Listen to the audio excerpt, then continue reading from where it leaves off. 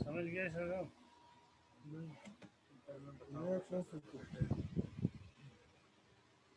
ये इधर अगर आप इधर से करते हैं ना, आईडी से करूँगा तो क्या करूँगा? आईडी से ये जाएंगे ना, यहाँ पे नेट खोलेंगे, ठीक है। यहाँ पे आपने जस्ट लिखना है कि जूम अस, ये वाला आएगा। यूएस हाँ, इसको फिल्टर करोगे ना, ये खुल जाएगा। फिल्टर के खुल जाता है। ठीक है, खुल जाएगा। उसके बाद यहाँ पे एक आएगा साइन इन का बटन है, वो आपने दबाना है, ठीक है। दबाने के बाद ये करना है कि ये लिखा हुआ है ना, ये वाला यहाँ से कॉपी करके ईमेल वाली जगह पे पेस्ट करना है, और पासवर्ड उसके नीचे वाले पे आप करेंगे, वो खुल जाएगा। एक दफ़ा पेट कर दिया तो फिर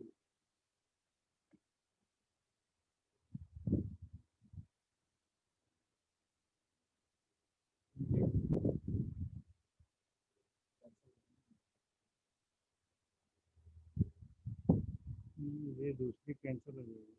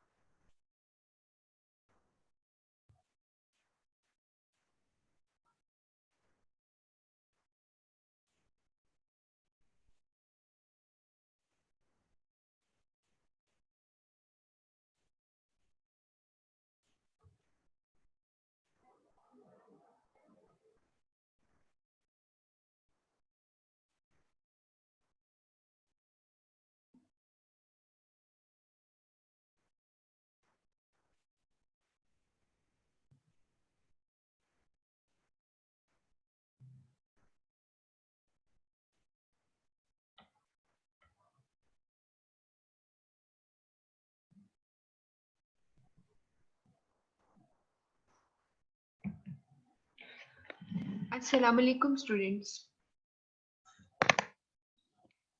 Yesterday we completed the topics.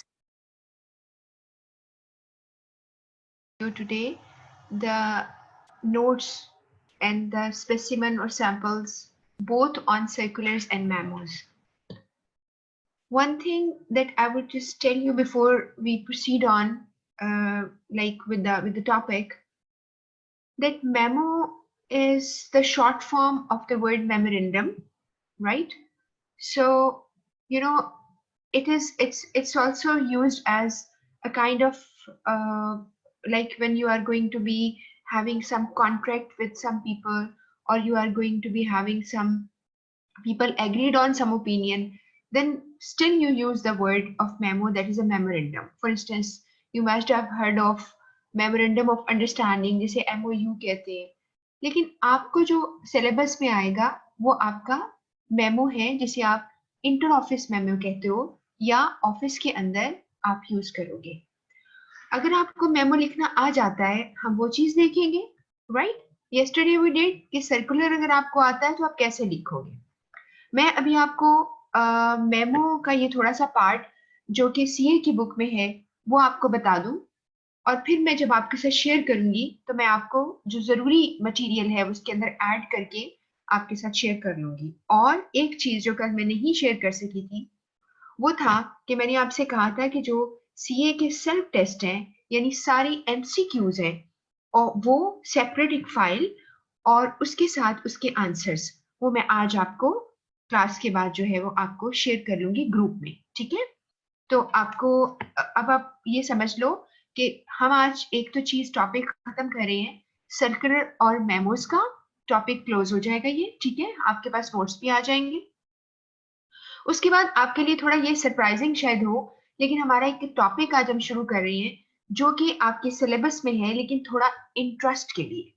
ये ना हो कि आपको लगे कि कितना बोरिंग सब्जेक्ट है. वैसे तो I mean if you don't have interest तो any subject can be very boring, लेकिन इसको जरा इंटरेस्टिंग बनाने के लिए या आपकी अटेंशन ज्यादा इसकी तरफ लाने के लिए मैं आपको आज बहुत ही इंटरेस्टिंग स्लाइड्स के साथ एक नया टॉपिक जो है वो शुरू कराऊंगी, और फिर उसके बारे में डिटेल जो कि आपने ऑब्वियसली पेपर में अगर कोई सवाल आता है उससे रिलेटेड आपको चाहिए, आपको नोट्स चाहिए, तो वो नेक्स्ट वीक के फर्स्ट वीक डे में हम करेंगे, और फिर मैं आपको नोट्स जो है आपके साथ शेयर कर लूंगी. अभी थोड़ा सीक्रेट रहने दें कि ये टॉपिक क्या है जो आज हमने नया शुरू करना है. ठीक है? तो आज अभी हम मेमो या मेमोरेंडम को हम फिनिश कर लेते हैं. आपके पास टॉपिक्स हैं बिजनेस लेटर्स के, उनके अंदर डिफरेंट टाइप्स ऑफ लेटर्स हम कर चुके हैं, और आपने सर्कुलर भी कर लिया which is a kind of letter या कॉरेस्पॉन्डेंस. अब हम मेमो करने लगे हैं. अब जरा गौर कीजिएगा कि क्या लिखा है. हम यहाँ ब्लॉक जहां लिखा है, यहाँ पर memo short form of memorandum आपसे पढ़ा जा रहा है. ठीक है? ये इंपॉर्टेंट चीजें हैं, ये आपको पता होनी चाहिए एमसीक्यूज के लिए. उसके बाद आप ये भी कह सकते हो written message in business, a short note written as a reminder, या आप उसको यानी इसलिए कि मेमोरेंडम जो है इसके बारे में लोग कहते हैं सब मेमोरी जॉगर. ठीक है? आपकी मेमोरी जो है इसको एक्टिव और अलाइव रखने के लिए होता है. तो हम इसके लिए इसने कहा कि दैट्स व्हाई सेकंड जो बुलेट पॉइंट है उसके अंदर लिखा है एक रिमाइंडर है. उसके बाद आप नीचे अगर डिटेल पढ़ें तो मैं इसका मतलब आपको समझाती हूँ, और ये भी बात बता दूं कि मैं कुछ चीजों पे एक वर्किंग कर रही हूँ. आपको एक सेट के तौर पर वो आपको नोट्स मिलेंगे जिसमें कि बहुत ही ज्यादा स्कैटर्ड जगहों पर कुछ डेफिनेशंस पड़ी हैं, और मैं चाहूंगी कि आप जरूर उन डेफिनेशन या चीजों को दोहरा लो ताकि आपका जो एग्जाम इजी हो जाए. कोई भी ऐसा एरिया ना रह जाए जहां से आपको पेपर में सवाल आए और आप ना कर पाए. इसलिए वो आपको मैं उस पर वर्किंग कर रही हूँ, तो वो जैसे ही कंप्लीट होता है लेकिन मैं आपको उसको शो करूंगी, सारा दिखाऊंगी. ठीक है? जिस तरह मैंने आपको कल कहा था कि कट एंड पेस्टेड नाम से मैंने आपके साथ लेटर शेयर कल किए हैं. ठीक है? आपके 2 बॉयज के ग्रुप्स हैं और एक गर्ल का है, वहां मैंने शेयर कर लिए थे. तो आपने उम्मीद है कि उसको भी देखा हुआ है और आपने उसको पढ़ लिया है. ठीक है? तो आज भी जो चीजें आपको साथ साथ मिलती हैं, आई होप कि सारी चीजें जो ऑनलाइन स्टूडेंट पढ़ रहे हैं they are making folders somewhere and they are pasting those files and everything over there so that they are not bothered at the time when they go for exam. तो आपको कोई problem नहीं हो. ठीक है? तो मैं आपको साथ इसलिए मैं आपको नोट्स इस तरह नहीं भेज देती कि आपको समझ ही ना आए कि है क्या, पढ़ने कैसे है. तो मैं आपको इसलिए गाइड करती हूँ पहले. तो यहाँ पर हम लाइन पढ़ने जा रहे हैं. Before the wide spread use of computers in business, memos used to be informally written paper-based messages exchanged between colleagues within an organization. अब ये क्या चीज बता रहा है आपको? इसकी जो असल कहानी मैं आपको बताती हूँ वो क्या है. बिल्कुल ऐसे ही जैसे कि आप किसी स्टोर में जाते हो एंड यू बाय समथिंग. वो एक कैश मेमो उसके पास एक होता है ना, कैश मेमो उस पे लिखा होता है, उसमें भी मेमो लिखा होता है. वो कैश की मेमो मीन उसके रिमाइंडर के तौर पर वो आपका इनवॉइस काटता है, आपने कितने पैसे दिए उनको, और वो एक रसीद आपको ओरिजिनल और दूसरी कॉपी अपने पास उसके रहती है. बिल्कुल ऐसे ऑफिसेस के अंदर, क्योंकि मुझे इसलिए इस बात का पता है कि मुझे एक्सपीरियंस तो नहीं है इस चीज का, लेकिन जब बहुत साल पहले की बात है, when I was teaching memo, तो एक स्टूडेंट आईसीएमए का था, उसने अपने वालिद साहब के ऑफिस में जो मेमो यूज होते थे वो उन्होंने मुझे ला के दिखाया कि इस तरह से वो वहां पर ये यूज होता है. तो मैंने फिर पूरी क्लास को दिखाया. बिल्कुल कैश मेमो की तरह का एक मोटा सा पैड था, उसके ऊपर एक जरा थोड़ा बेहतर सफा था, और उसके ऊपर फॉर्मेट था. तो मैं भी अब बताती हूँ क्या फॉर्मेट था. बड़ा इजी तरीका है एक डिपार्टमेंट से दूसरे डिपार्टमेंट खबर भेजने का. तो ये कहा जा रहा है कि पहले जमाने में जब कंप्यूटर बहुत ज्यादा आम नहीं हुआ था, तो लोग ऑफिस के अंदर अपने कॉलीग्स को मैसेज भेजने के लिए अपने जूनियर को सीनियर को मेमो का इस्तेमाल करते थे, मेमोरेंडम का. ये बात आपको समझ में आ गई. इसलिए आज आपको पेपर में सवाल जब आता है, हमेशा याद रखिएगा, सवाल जब आता है तो they are asking you the difference between a memo and a letter. ये नोट कर लिया आप. Letter is usually written to people outside the organization. Usually, inside the organization भी तो लिख सकते हो. मिसाल के तौर पर आपने कोई सैलरी बढ़ाने के लिए रिक्वेस्ट की है, तो आपने एक लेटर लिखना है. आप कोई बॉस जो है वार्निंग लेटर लिखता है जूनियर को, तो वो एक लेटर लिखेगा. या उसको प्रमोट किया जा रहा है तो लेटर लिखा जाएगा, एप्रिसिएशन का लेटर लिखा जाएगा. लेकिन जो मेमो होता है वो विद इन ऑर्गेनाइजेशन. तो memo is what is correspondence, या आप कह सकते हैं कि is a kind of communication within organization. ठीक है, तो ऑफिस के अंदर लिखी जाती, हम मेमो बाहर के लोगों को नहीं लिखते. ये बात क्लियर होगी. इसके बाद यहाँ पे लिखा है principle remains the same. Principle mean असूल वही रहता है. Although in most organization now the channel of communication has moved from paper to email. अब आप ये कहेंगे कि ये क्या मैं आपको बात कर रही हूँ.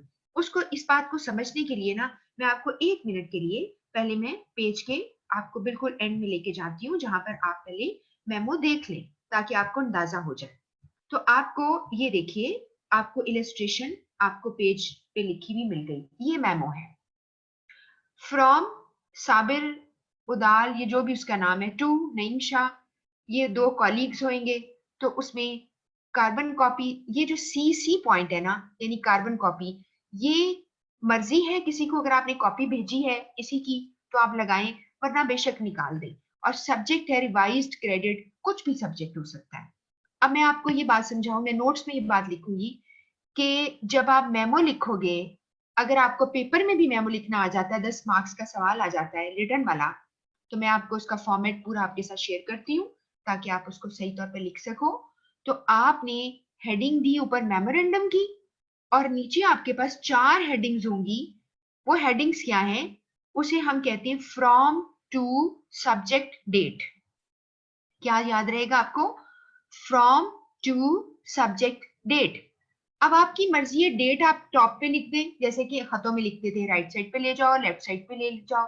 ठीक है, इस यहाँ पर उन्होंने टाइम भी लिखा हुआ है, वो जरूरी नहीं है. ठीक है, टाइम लिखना बिल्कुल जरूरी नहीं है, लेकिन आपने 4 सेगमेंट आपने लाजमी डालनी on the top of what, the message. उसे हम कहते हैं मेमो फॉर्मेट.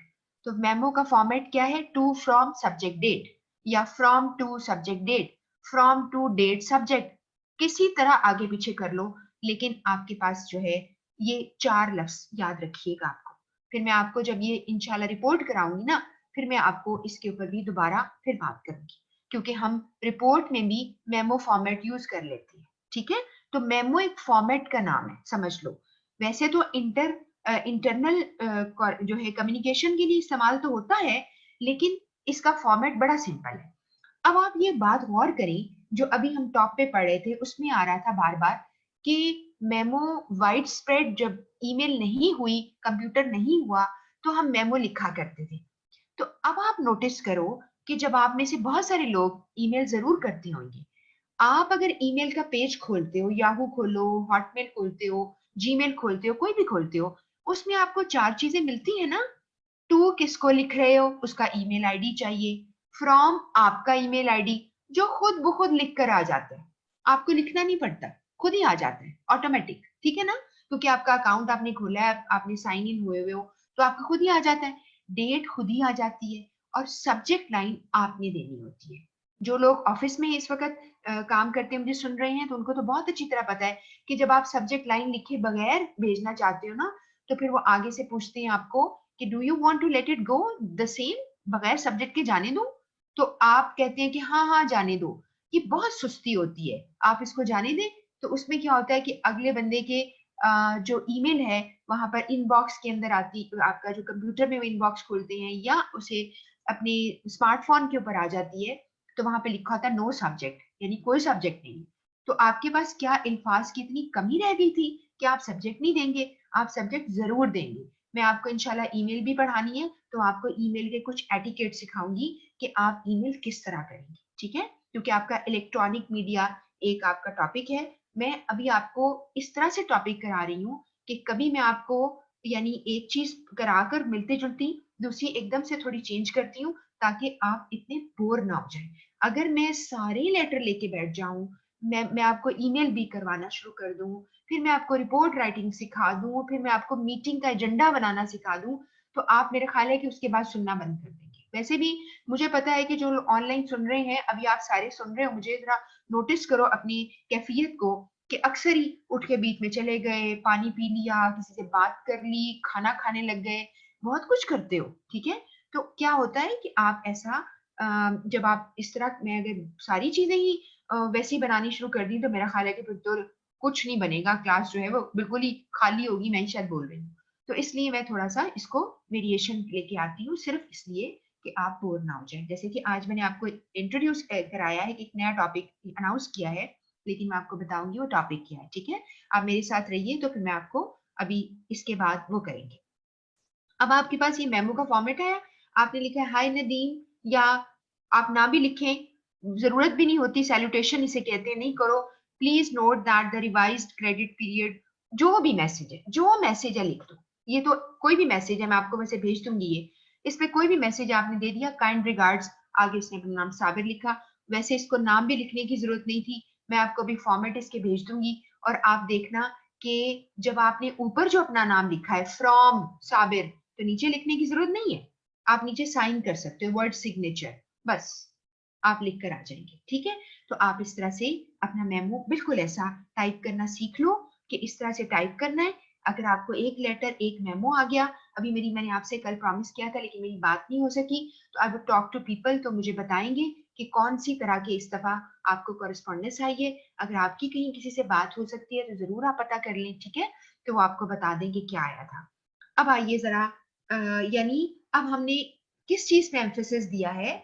हमने एम्फेसिस इस बात पे दिया है कि आपका जो मेमो है और आपकी ईमेल, उनकी, वो दोनों बहन भाई हैं, ठीक है। आप मेमो को भाई कह लें और ईमेल को बहन कह लें, जैसे आपकी मर्जी, ठीक है। तो आप कहते हैं ईमेल आई है, मेमो लिखा है, लोग कहते हैं, तो खुद ही मेल फीमेल हो गया, तो आपकी मर्जी है, आप जैसा दिल चाहता कर लें। तो दोनों की चूंकि शक्ल एक जैसी है, लेकिन इनकी अकल बहुत फर्क है, क्योंकि मेमो तो रह गया थका हुआ पुराने जमाने का, ठीक है। वो शायद कबूतर का जमाना होगा कि वो लोग मेमो लिखा करते थे, अब गया। अब हर चीज जो है पेपरलेस है, ठीक है। इवन आपकी जो मनी है प्लास्टिक मनी हो गई है ना। कैसे? क्रेडिट कार्ड, आपके डेबिट कार्ड यूज करते हो ना, तो प्लास्टिक मनी में हम आ गए हैं। और उसके बाद क्रिप्टो की तो क्या ही फिर बात हो गई है, लोग कहाँ कहाँ करना शुरू कर दिया है। तो वो जो जिन इलाकों में वो है, लीगल है, दे आर डूइंग इट, ठीक है।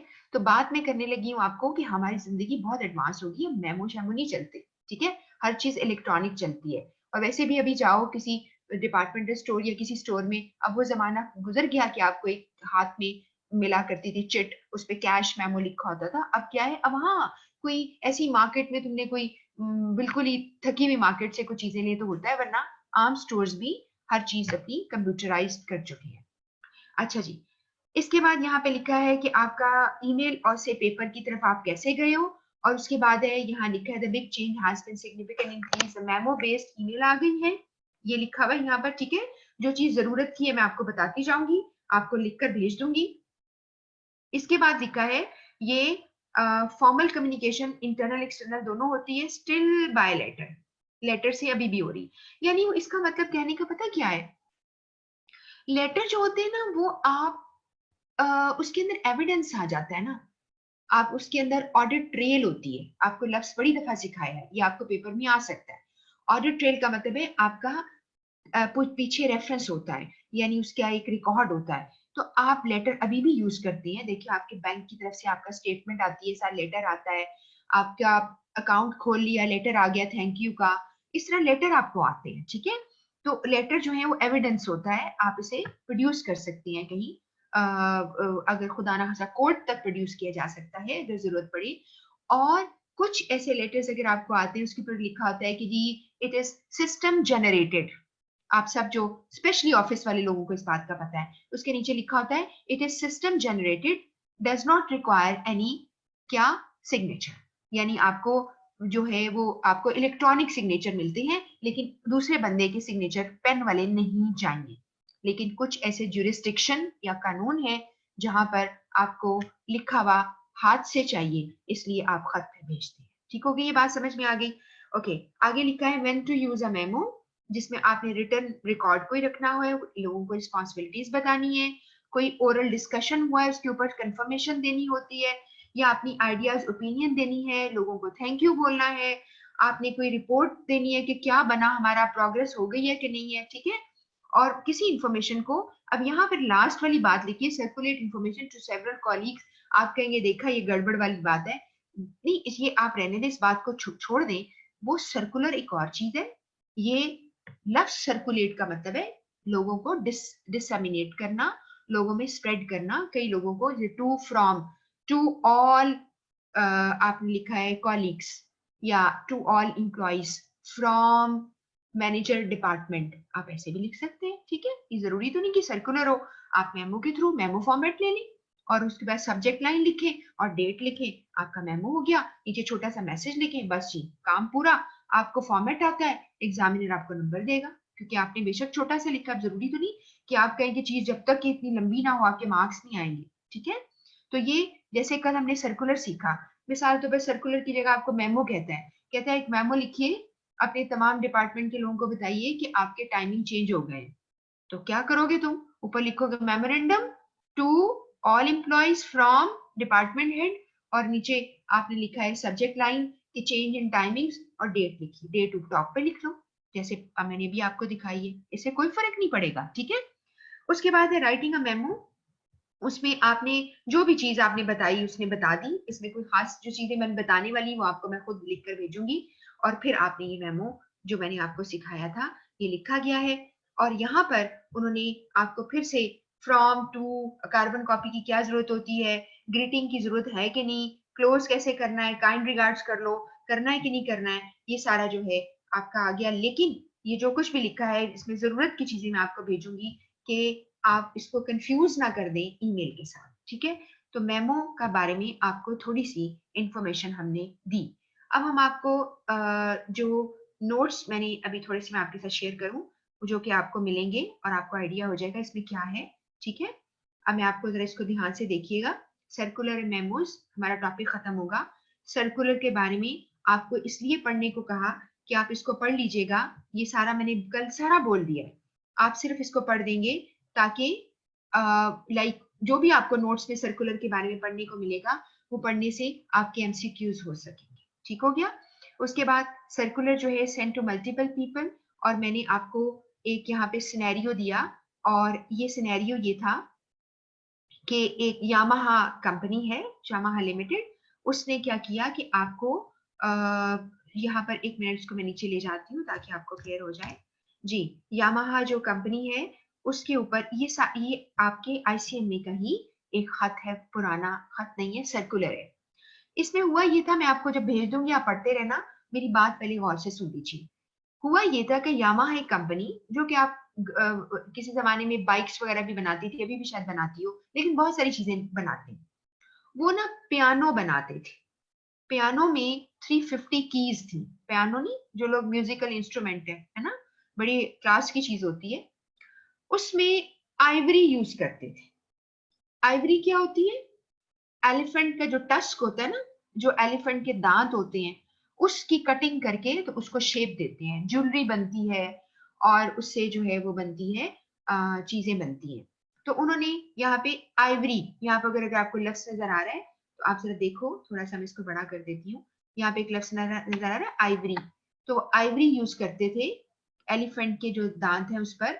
और फिर उन्होंने देखा कि पता नहीं कितने एलिफेंट्स को वो यानी हासिल करते हैं, फिर उनको जाहिर बात है खत्म करते होंगे, या उनके दांत जो है वो ले लेते हैं, और फिर जाकर वो जो है उनकी स्पीशी जो है वो डेंजर में चली जाएगी। तो लोग जो है, बहुत सारे लोग हैं जो कि एनिमल लवर्स हैं, they they love animals, they don't want कि उनको मारा जाए। तो उन्होंने कहा कि ये बंद कीजिए, बंद कीजिए। उन्होंने बहुत ज्यादा एहतजाज किया। तो उसके लिए आपको कहा गया कि आप पब्लिक रिलेशन डिपार्टमेंट की हो, और आप जरा लिखो उन लोगों को कि नहीं जी, अब हम कीबोर्ड जो है चेंज कर रहे हैं। ठीक हो गया? तो अब आपने लोगों को ये अनाउंस करना है। उसके लिए आप सर्कुलर लेटर कैसे लिखोगे? आपने लोगो लिखा, यामाहा लिमिटेड, आगे एड्रेस पूरा लिखा, और लिखने के बाद एक लाइन छोड़ी, सर्कुलर लिखा, डेट लिखी, रेफरेंस लिखा।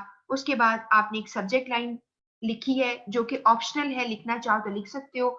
और यहाँ से उठाकर, अगर मैं कहूँ कि नहीं यहाँ नहीं लिखनी, आप जहाँ पे लिखा है वैल्यूड कस्टमर्स, देखो इसके अंदर इनसाइड एड्रेस नहीं है।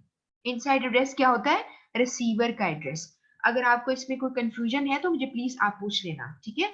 तो आपने यहाँ पर valued customer, ivory no more in use, हम आइवरी को अब यूज नहीं करें। और उसने लिखा है कि यामा एक लीडिंग मैन्युफैक्चरर है, इंस्ट्रूमेंट जो म्यूजिकल बनाता है। हम आपकी जो है आपकी कदर करते हैं जज्बात की, और सारा लिखा है you will be pleased to learn कि हम आइवरी जो है डिसकंटिन्यू कर रहे हैं। उसकी जगह हम यहाँ पे एक ये सोल्यूशन मैंने कहीं से ये पकड़ा था, उसमें लिखा था कि प्लास्टिक यूज करते हैं। उसकी जगह हम ये भी कह सकते हैं हम एबीसी मेटल यूज कर रहे हैं, जो कि बहुत एक्सपेंसिव भी है और एलिगेंट भी है।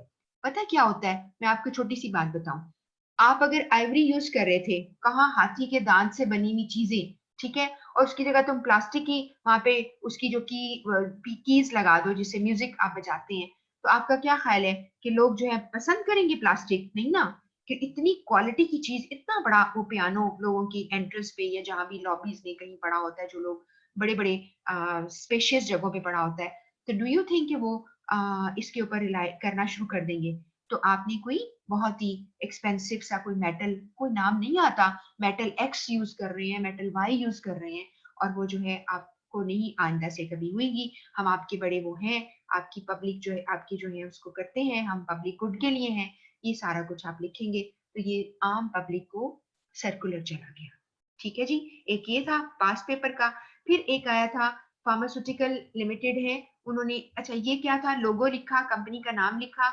आप ऐसे भी कर सकते हो, अगर आप टाइम ना हो तो आप ऐसा विदाउट, अगर उन्होंने एड्रेस वगैरह नहीं दिया तो यू कैन स्किप एड्रेस, लेकिन आप एड्रेस लिख लो तो अच्छा है।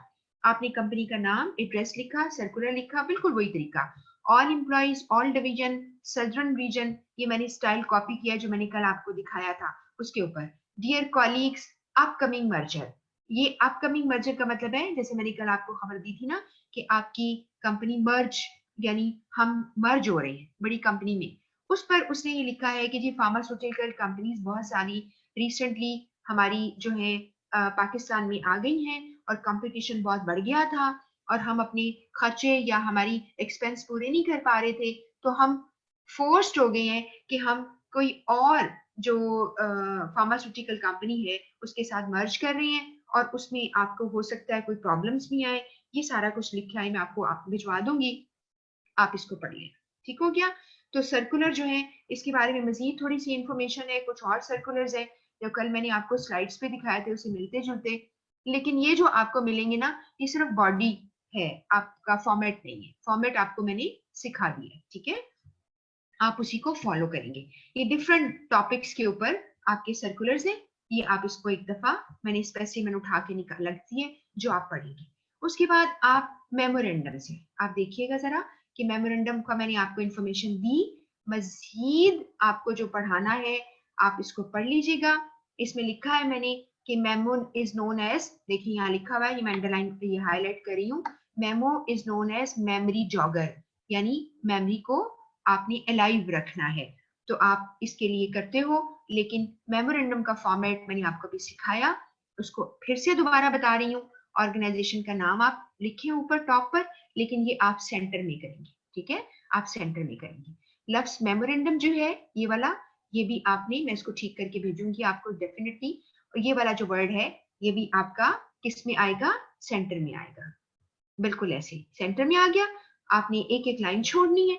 उसके बाद टू फ्रॉम सब्जेक्ट डेट। हाँ, एक जरूरी बात है, अगर आप मुझे ये पूछेंगे ना कि आपने ये तो बता दिया ऑर्गेनाइजेशन का नाम, उसके बाद एक लाइन छोड़ी, मेमो लिखा एक लाइन छोड़ी, डेट जो है ना आपने, देखिए मैंने यहीं पे डेट लगा दी है नीचे, आपने टॉप पे लगानी लगा लो, लेकिन जब आप एक एक इंफॉर्मेशन दोगे तो आपने क्या करना है, हर नई इंफॉर्मेशन के बीच में स्पेस देनी है। ऑर्गेनाइजेशन का नाम स्पेस, मेमोरेंडम स्पेस, डेट पहले लिखनी है, डेट दो, उसके बाद फिर स्पेस, उसके बाद टू फ्रॉम और सब्जेक्ट कर दो, बस।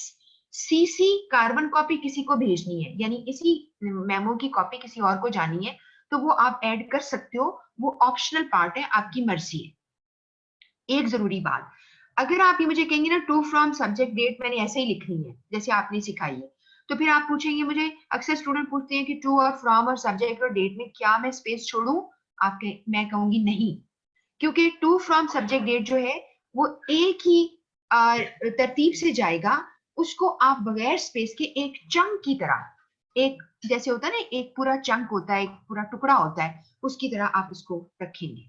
समझ आ रही है बात की, इस तरह करेंगे।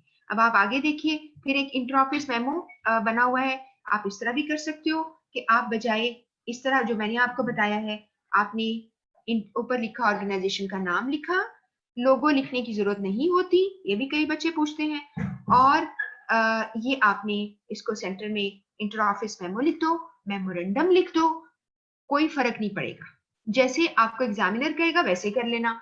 मैंने जान के इंटर ऑफिस मेमो की एग्जांपल दे दी, अगर आपको पेपर में आता है इंटर ऑफिस मेमो लिखो, आप कहेंगे ये क्या होता है, मुझे तो बिल्कुल नहीं आता, ये तो बताया ही नहीं मुझे, तो आपको एक ही बात है, ऑफिस के अंदर मेमो है, फिर आपने लाइन छोड़ के टू फ्रॉम और सब्जेक्ट डेट कर लिया। यहाँ पर मेमो कुछ पास्ट पेपर की आपकी है, उसमें एक सिचुएशन आपके पास पेपर में आई थी कि एबीसी कंपनी ने रिसेंटली एक पॉलिसी आपको दी है, और पॉलिसी में आपने लोगों को सब्सिडाइज 50% ट्यूशन फी देनी है।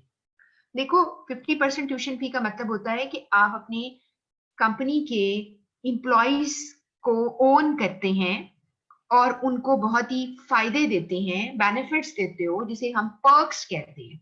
एक तो पर्क होती है ना चॉकलेट जो तुम खाते हो, उसी स्पेलिंग के साथ पर्क्स होते हैं कि जी आपको क्या अल्लाह की नेमतें मिल रही हैं कंपनी के थ्रू, आपको घर का किराया, फ्यूल मिलता है, आपको मेडिकल फ्री है, आपके बच्चों की जो फी है वो मिलती है या उसको सब्सिडी मिलती है, तो आपको यहाँ पर 50% ऑफ मिलेगा कि आप अपने जिस स्कूल में बच्चे पढ़ते हैं, कॉलेज में पढ़ते हैं, अगर जहाँ भी वो देते हैं, आपको पूछा जाएगा जी आप ले आए उनके जो है उनका जो फी बिल दिखाएं, उस फी बिल के मुताबिक उनको हाफ कंपनी देगी, हाफ आप देंगे, ठीक हो गया ना।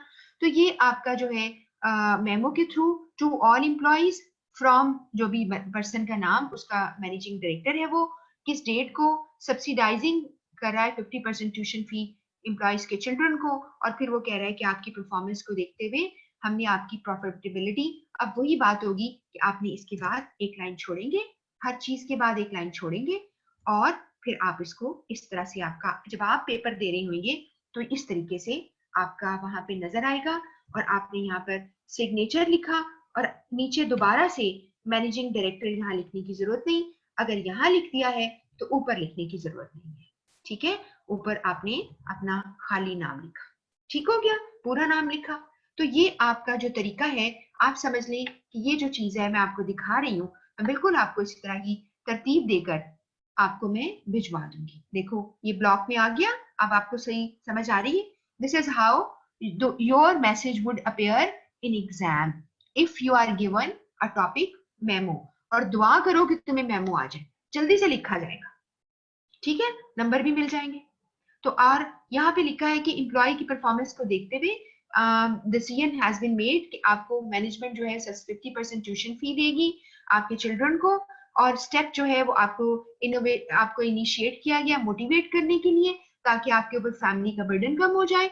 और नीचे लिखा है कि आपको एक हमने ब्रोशर साथ अटैच किया है जो आपको एलिजिबिलिटी क्राइटेरिया देगा, या ये भी कह सकते हो कि आप इसके लिए अप्लाई कर दो, फला जगह से फॉर्म ले लो एंड ब्ला ब्ला, जो दिल चाहता है कर दो, या फ्रंट ऑफिस से फॉर्म लेके फिल करके दे ताकि आपकी एलिजिबिलिटी को असेस किया जाए। अब ये भी तो हो सकता है जब आपको फॉर्म मिलेगा उसमें लिखा होगा जी आपके 2 बच्चों को मिलेगी, अगर एक बंदा है उसके 6 बच्चे हैं तो कंपनी की जिम्मेदार तो नहीं ना 6 बच्चों की, आप मेरी बात समझ रहे हो ना, कंपनी 2 बच्चों का दे देगी। तो this is how I just want to tell you कि इतनी ज्यादा डिटेल लिखने की जरूरत नहीं होती, वो सारी की सारी फॉर्म के अंदर खुद ही आ जाएगी, आपने सिर्फ ये कुछ लिख देना है, ठीक है जी। इसके बाद है अगला वाली सिचुएशन, एक और थी, एक और सिनेरियो था कि आपने क्या किया है कि इंपोर्ट ड्यूटी जो है वो कार्स पर रिड्यूस हो गई है, उसकी अनाउंसमेंट आपने करनी है। तो आपने सारे मैनेजिंग डायरेक्टर को आपने भेजा है सेल्स मैनेजर की तरफ से, एक ये सिचुएशन है, इस पर ये एक मेमो लिखा हुआ है, और आप इसको जब मैं आपको भेज दूंगी आप इसको ध्यान से पढ़ लीजिएगा, बहुत आसान है। मेमो का फॉर्मेट जो है ये जैसे मैंने आपको अभी ऊपर बताया है, प्लीज इसको फॉलो करना है आपने, ठीक है जी। आप पूरा लफ्ज मेमोरेंडम लिख दो, कैपिटल में मेमोरेंडम लिख दो, इससे भी कोई फर्क नहीं पड़ेगा, ठीक है। और ऊपर कंपनी का नाम लिख दो, डेट आपने टॉप पे देनी है, नीचे नहीं देनी तो छोड़ दो, यहाँ से ऊपर दे दो, ठीक है। तो आप इस तरह से सारे लिखोगे, और प्लीज ध्यान करो दुनिया में जहां कहीं भी तुम डेट लिखोगे ये जो तरीका लिखा मैंने इसी को फॉलो करना। तो ये आपका जो आज का हमारा एक टॉपिक और है खत्म हुआ। अगर मैं आपको इसी तरह के एक और टॉपिक, पहले मेरा पूरा प्लान था कि मैं इसको ही खत्म, एक और चीज बतानी है आपको लेटर से मुतालिक ही है, तो आपने वो याद करनी है सिर्फ एमसीक्यूज के लिए, तो मैंने सोचा कि वो नेक्स्ट टाइम के लिए रख देती हूँ ताकि लोग जो है वो कहीं सो ना जाए, ठीक है। तो अभी हम इससे एक नए टॉपिक पे जा रहे हैं, अब आप गेस भी नहीं कर सकते कि वो टॉपिक क्या है, ठीक है, बिल्कुल डिफरेंट है। और वैसे वो मेरी जो है वो बहुत स्ट्रेंथ है उस टॉपिक की, because I like do that a lot, इतना करवाया है, इतना लोगों को सिखाया है और अभी तक सिखाती हूँ कि आप समझ लें कि वो चीजें मेरे लिए इस तरह हैं कि आप मुझे कभी मिले तो मैं आपको 10 मिनट में वो सारी चीजें सिखा दूं जो आपके सामने हो कि जी किस तरह से आपने वो काम करना है, वो काम क्या है मैं भी आपको बताती हूँ। आप कहेंगे मिस तो बिल्कुल अपनी जो है वो हमसे सीक्रेट जो है वो शेयर ही नहीं कर रही है। ये लीजिए जी आपका टॉपिक आ गया, ठीक हो गया। अब ये टॉपिक क्या है, इफेक्टिव प्रेजेंटेशन स्किल्स, यानी आपने प्रेजेंटेशंस देनी है तो कैसे देंगे, इसकी जो आपने पढ़ना है इसके बारे में और आपको पेपर आएगा वो मैं आपको नेक्स्ट टाइम कराऊंगी। अभी पूरी तरह इसके बारे में, जैसे कहते हैं ना हिंदू जो लैंग्वेज हिंदी होती है इसमें कहते हैं पूरी जानकारी ले लो, ठीक है, पूरा नॉलेज ले लो, उसके तमाम पर्सपेक्टिव्स जो हैं वो चेक कर लो, तो फिर मैं आपको इंशाल्लाह नोट्स आपके साथ शेयर करूंगी। बिकॉज आपके नोट्स बनाना जो है ना ऑनेस्टली स्पीकिंग ये इतना ज्यादा मेरे लिए डिमांडिंग एक टास्क है, उसकी रीजन ये है कि कोई एक काश मुझे किताब मिल जाती जिसके अंदर ये सारी चीजें होती, मैं समहाउ आपको कहती है खरीद लो, ठीक है। और आपको बताऊं दूसरी बात क्या है, जब हमारी क्लासेस शुरू हुई थी ना तो मैंने आपको इसलिए ये नहीं कहा था कि खरीद लो, मुझे फील एक थी कि क्लासेस फिजिकल हो जाती हैं जब, तो फिर जो लोग हैं वो बेचारे खरीदेंगे और जब वो फिजिकल में जाएंगे टीचर कहेगा नहीं नहीं नहीं ये नहीं पढ़नी और आप दूसरी लेकर आए, तो फिर वो खामखा में आप लोगों का सारा जो है वो खर्चा वगैरह हो जाता। तो अभी आपको वो जो किताब एक आईसीएमए की पढ़ी हुई है, कहीं आपने शेयर पहले की थी, आपका दिल चाहता है तो खरीदने, लेकिन फिर वही बात है नोट्स पढ़ेंगे, आपके पास सीए की बुक है वहां से वही चीज दोबारा रीड कर लो अगर आपको नहीं समझ आती, और फिर वो कैप्लन से एक रीडिंग कर लो, इंशाल्लाह आपका हो जाएगा। और आपके पास जितने एमसीक्यूज हैं मेक श्योर आपको आते हैं, और फिर एंड में जाके आपको जो चाहे जैसे भी आपके हुए आप मुझे अप्रोच करें यानी हालात, तो मैं आपको शेयर कर लूंगी और भी जो नोट्स जो एमसीक्यूज मेरे पास है और उसके आंसर्स भी होंगे। गो थ्रू दैट वंस तो आपको आइडिया हो जाएगा। इफेक्टिव प्रेजेंटेशन स्किल्स में आपने सबसे पहले आपको एक फिलॉसफी इसकी बताती हूँ क्या है। प्रेजेंटेशन स्किल्स क्या है, इसके पीछे क्या फिलॉसफी है, वो ये है कि सबसे पहले आप ये परेशान होंगे कि मिस ये क्या दिखा रही है, इस वक्त तो बहुत ही भूख लग रही है या शायद दोपहर को खाना आपने खाया, अच्छा फिर तो कोई मसला नहीं। आपको पता है ये सारा कुछ, ये हम ऑस्ट्रेलियन शेफ की क्लास नहीं हो रही, मास्टर शेफ क्लास नहीं है बिल्कुल भी। आपको ये बताना चाह रही हूँ कि जो तुम इतनी पेमेंट करके आते हो खाना खाने की, किसी रेस्टोरेंट में बैठ के इतना सा खाना होता है शायद आपका पेट भी ना भरे, ठीक है, लेकिन किस चीज के पैसे हैं? प्रेजेंटेशन के, है ना। उसकी प्रेजेंटेशन कितनी जबरदस्त है, आप देखिए यहाँ पर क्या क्या क्या बात है ना। सारी चीजें स्टेक्स नीचे जो आपको नजर आ रही हैं, जो आपको राइट पे जो है रिबाई स्टेक सॉर्ट ऑफ चीज है, इस तरह आपको कुछ डिजर्ट नजर आ रही हैं, इस तरह रोल्स आपको नीचे हैं और डिफरेंट किस्म की डिशेस हैं। और सबसे ज्यादा जो आपको जो सबसे नीचे नजर आ रहा है लोगों की, अगर अगर आपको इसकी पहचान है तो ये हंटर बीफ है ना। आपने जरूर बड़ी ईद पे जिन्नों को शौक है बनाया होगा, मैं तो जरूर बनाती हूँ Hunter beef, people I mean मेरे घर में सब लाइक करते हैं। तो आप presentation that matters a lot.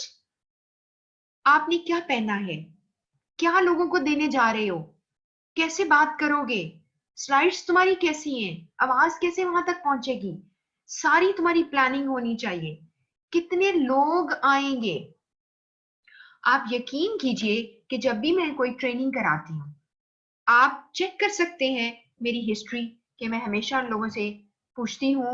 आप आईसीएमई से सिर्फ चेक कर लें क्योंकि यहाँ के लोग आपको बता सकते हो कि आपका इनसे ताल्लुक है, कि मैं उनको पहले पूछती हूँ कि उनका जो भी ट्रेनी आने होने होते हैं उनका प्रोफाइल क्या है, लाइक वो किस बैकग्राउंड से आ रहे हैं, क्या स्टूडेंट हैं, क्या किसी जगह काम करते हैं, बैंक में है, इंस्टीट्यूट्स में है, क्या कॉम्बिनेशन है। तो उसके मुताबिक मैं अपनी तमाम स्लाइड्स और interestingly I design activities because I involve them. जब तक कि आप इन्वॉल्व नहीं करेंगे ना, ऑडियंस में एक थ्रिल ही नहीं आती। ऑडियंस आपकी आइडिया को बाय नहीं करते, अगर वो सारे सो जाएंगे अपने टेक्स्ट मैसेजेस चेक करना शुरू कर देंगे, ठीक है। तो presentation that matters a lot, whether it's a presentation और whether it is your like खाने की है या किसी भी चीज की। अब एक और चीज, ये देखो सारे ये कागज तुम्हें नजर आ रही हैं सबको, ठीक है। इस सब में आपको क्या नजर आ रही है? Different presentations. आपका मटेरियल आपने कैसा प्रेजेंट किया, देखिए कुछ तो आपको बड़े रिफाइंड लग रहे हैं, टॉप पे लेफ्ट साइड रिफाइंड कलर किया है उसने, उसको हाईलाइट कर दिया है। राइट साइड पे तो वैसे ही हैंड रिटन है और उसके साथ ही हैंड रिटन के साथ वाला सेंटर में जो पड़ा है बड़ा रफ इरेगुलर सा लग रहा है। तो प्रेजेंटेशन बहुत मैटर करती है, चाहे आप अपने दोस्त को बर्थडे कार्ड बनाकर भेजते हैं या आपने कोई जो है कहीं पे नोटिस लगाना है, चाहे आपने वो क्यों ना आपने प्रिंट आउट क्यों ना लिया, लेकिन बहुत मैटर करती है कि प्रेजेंटेशन कैसी है, किस लाइन में क्या लफ्ज आ रहा है और पढ़ने वाले किस तरह वहां तक पहुंचेंगे। ठीक है, ये बात समझ में आ गई आपके? अच्छा, मैं अपना रास्ता आसान कर रही हूँ कि जब मैं आपको प्रेजेंटेशन पढ़ाऊंगी अगले वीक तो आपके दिमाग में ये सब कुछ होगा।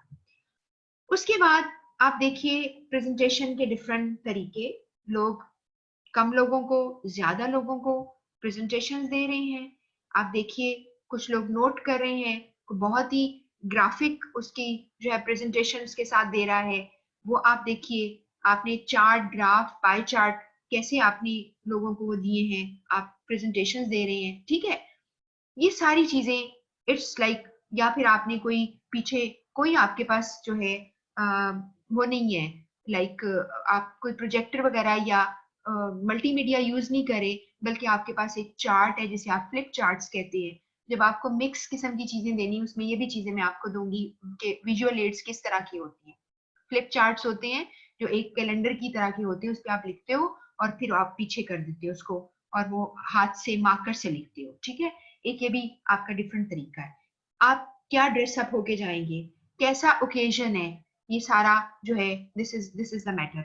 और एक बात याद रखो, ये जैसे ये तस्वीर मैंने जान के ली थी, कभी कभार ऐसा होता है, आप नए नए थे काम पे, बहुत से लोग मुझे ऐसी कहानियां सुनाते हैं, आप नए नए काम पे गए हो, कुछ देर हुई, आपका बॉस जो है वो आपको पसंद करने लग गया है, उसको पता चल गया है कि आपके अंदर बड़े अच्छे जो है वो आप कॉम्पिटेंट हो, आपके अंदर जर्म्स पाई जाती हैं कि आप लोगों को क्या कर सकते हैं, गाइड कर सकते हैं।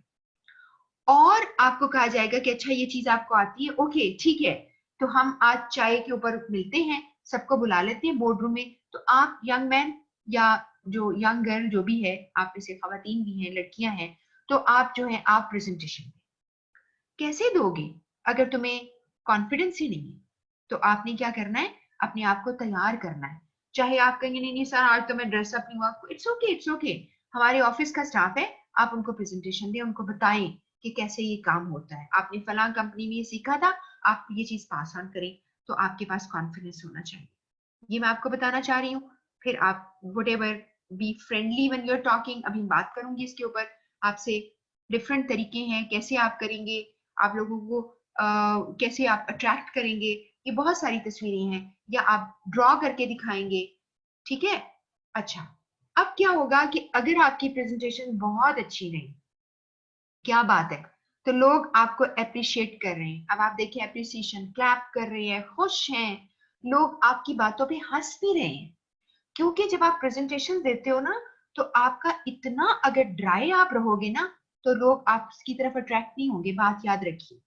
थोड़ी देर के बाद आपने उनको इंटरप्ट करना होता है और किसी टॉपिक से आपने उसको कहीं और लेकर आना होता है, बहुत जरूरी है, याद रखिएगा ये बात को, ठीक है। और आप ऐसी चीजें बना कर जाएंगे, और आपको नेक्स्ट टाइम इंशाल्लाह जब पढ़ा रही होंगी तो मैं आपको वैसे भी आपकी लाइफ के लिए टिप्स दूंगी। आपको यकीन कीजिए कि जब मैं अक्सर मुझे मौका मिलता है, मैं प्रेजेंटेशन इवैल्यूएशन के लिए जाती हूँ, जिसमें मैं एज एन एग्जामिनर जाती हूँ, मैं लोगों को देखती हूँ और मैं परेशान हो जाती हूँ। एक बंदा आके खड़ा हो जाता है, 6 फुट हाइट है, 6 फुट से ऊपर हाइट है, और वो जब पहुंचता है पोडियम पर, उसका हाथ कांप रहे हैं, स्लाइड्स दिखा रहा है, हाथ कांप रहे हैं, ठीक है। और उसमें कोई कॉन्फिडेंस नहीं है, क्योंकि उसने पहले जिंदगी में ऐसा काम ही नहीं किया। तो इसलिए आप मौका तलाश किया करें, जो लोग, जब भी आपको इंशाल्लाह, अब तो ये तो नहीं कि सारी आप क्लासेस ऑनलाइन होती रहेंगी, फिर आपकी फिजिकल हो जाएंगी जब, तो जरूर एक मौका लीजिए, whenever there is a teacher and giving you some task कि आप आए, स्टेज पे आए और बात करें, तो जरूर कीजिए, ठीक है। तो आपको अगर कोई टॉपिक जाके कंपटीशन कोई होता है, वहां पर आप जरूर पार्टिसिपेट करें, ताकि आपको स्टेज का डर ना रहे। दूसरी सूरत ये होती है कि अगर आपने मैंने ऐसी ऐसी प्रेजेंटेशन देखी हैं जिसमें ऑडियंस का ये हाल होता है, आप यकीन करें, पीछे जो बेंचर लोग होते हैं, फ्रंट पे तो कम ही ऐसा होता है, पीछे लोग सो रहे होते हैं और आपको बिल्कुल सुन नहीं रहे होते। और इसके अलावा दूसरी ये हालत है कि भाई जो आप बात कर रहे हैं वो वही पुरानी बातें कर रहे हैं, वही आपका पुराना स्टाइल है, पीपल जो हैं they are no more with you, वो आपको बिल्कुल नहीं सुन रहे। और फिर ये भी होती है कि आप किस टाइम पर आप ये काम कर रहे हो, अगर शाम के वक्त आपने प्रेजेंटेशन जो है आपने की है, तो फिर क्या होगा कि लोग जो हैं वो आपको शाम को तो लोग वैसे ही फारिग हुए होते हैं ज़हनी तौर पर, इसलिए या तो फिर उनके लिए चाय पानी का इंतजाम करो ताकि वो चाय पिए, कॉफी पिए, फिर आपको सुने, अदरवाइज तो बिल्कुल फारिग हो जाएंगे। तो आपके लिए यहाँ पे प्रेजेंटेशन में आपको लिखा है proper preparation prevents presentation predicament, यानी जो भी प्रॉब्लम्स आपको आनी है, अगर आपने अच्छी प्रेपरेशन की है तो आप कभी भी प्रॉब्लम जो है फेस नहीं करेंगे। सबसे पहले प्रेजेंटेशन को बनाने के लिए आपने, सबसे पहली जो चीज होती है, आपका प्रेजेंटेशन टॉपिक क्या है, आपका ऑडियंस कौन होगा, बहुत इंपॉर्टेंट है, बहुत इंपॉर्टेंट। फिर आप कौन कौन सी विजुअल एड इस्तेमाल करना चाहोगे, क्या आप विजुअल एड के लिए मैं आपको बता दूं, सिर्फ ये नहीं कि आपने स्लाइड्स बना ली, अक्सर प्रेजेंटेशंस में आपको साथ ही कोई ना कोई हैंड आउट भी देना होता है। मिसाल के तौर पर मैंने कोई टॉपिक समझाया, ठीक है, वो लोग घर चले जाएंगे तो शायद सब भूल जाएंगे, आई वॉन्ट कि वो घर पे भी उस चीज को याद रखें या रिवाइज कर लें, तो मैंने उसके लिए कुछ चीजें फोटो कॉपी कराकर भी उनको डिस्ट्रीब्यूट कर दी। और जब मैं उनको समझा रही हूँ और वो थोड़ा कॉम्प्लिकेटेड है, और साथ ही उनको ये समझा दूं कि आपको इसके ऊपर क्या मिल जाएंगी, आपको विजुअल एड्स या हैंड आउट मिलेंगी, आपको फोटोकॉपीज मिलेंगी। एक बात याद रखिए, कभी लोगों को डिस्ट्रैक्ट नहीं करना एक चीज दिखाते हुए दूसरी। जैसे आपने स्लाइड दिखाई और उसके ऊपर आपके पास फोटोकॉपीज भी हैं, आपका जो असिस्टेंट है वो फोटोकॉपीज डिस्ट्रीब्यूट करेगा ना, तो उनको जल्दी पड़ जाएगी फोटोकॉपीज लेने की। याद रखिएगा, हमारी जो कॉम है ना, जब भी कोई चीज हम मुफ्त की बांटते हैं ना, तो वो कहती ले लो ले लो, दो दो ले लो, ताकि कहीं मिस ना हो जाए। तो वो फौरन ही फोटोकॉपीज चाहे घर जाके कभी ना पड़े, चाहे वो वहीं टेबल पे छोड़ जाएंगे, लेकिन उस वक्त उन्होंने जरूर लेनी होती। तो आपने ध्यान करना है कि एक वक्त में दो काम नहीं करें, उनको बता दें, फिर उसके बाद वो करें। उसके बाद लोकेशन, जगह कौन सी है, और लोकेशन का इसके अलावा ये भी देखना है कि उनका सीटिंग प्लान क्या है, कैसी अरेंजमेंट है, क्या लोग फासले पे बैठे होंगे या वो क्लासरूम की तरह बैठे होंगे, थिएटर स्टाइल है, रेस्टोरेंट स्टाइल है, टेबल के गिर्द बैठी हैं। फिर आपने डिलीवरी यानी how would you deliver that, कि आपने उसको ये लाइक माइक आपके पास है, आपका मेथड क्या होगा, आप कहाँ रुकेंगे, कैसे उनको बीच में इन्वॉल्व करेंगे, ये सारा कुछ आपने पहले से प्लान करना है। उसके बाद आपने ये बात याद रखनी है कि जब हम कोई भी प्रेजेंटेशन देते हैं, उसके लिए बहुत जरूरी बात है कि आप ये चीज ध्यान में रखिए, जैसे आप दिखाई देते हो ना प्रेजेंटेशन में, इट मैटर्स अ लॉट। लोग एक शैबी और बेढंगे इंसान को नहीं देखना चाहेंगे। जो पहले प्रिपेयर होकर आया है और पूरी तरह तैयार है, उसका स्टाइल बहुत अच्छा है, लोग उसको पसंद करते हैं। 55% is all about how you appear to people. 38% of your sound, और इसके अलावा अगर मैं थोड़ी सी चीजें इसमें से ले भी लूं, आपकी लुक के अंदर आपके जो मटेरियल है वो भी मैटर कर जाता है, और आपके जो आप कैसे लोगों को सुनाई देते हो, कैसे लोग आपको सुनते हैं, आपकी आवाज कैसे पहुंचती है, और what you say 7%, यानी आपका जो मटेरियल होता है वो इतना कम मैटर कर जाता है, स्पीकर का इम्पैक्ट बहुत ज्यादा होता है। इसके बाद एक बहुत इंपॉर्टेंट चीज आपको बतानी है, राइट साइड पे देखो, लोगों के उन्होंने एस्टिमेट किए हैं कि लोगों को बहुत ज्यादा डर होता है, उसे कहते हैं फोबिया, कि लोग डरते हैं। मसलन फ्लाइट का डर होता है, फ्लाइंग, कि मैं जहाज पे जाऊंगा, वो जहाज अभी गिरा के गिरा है ना।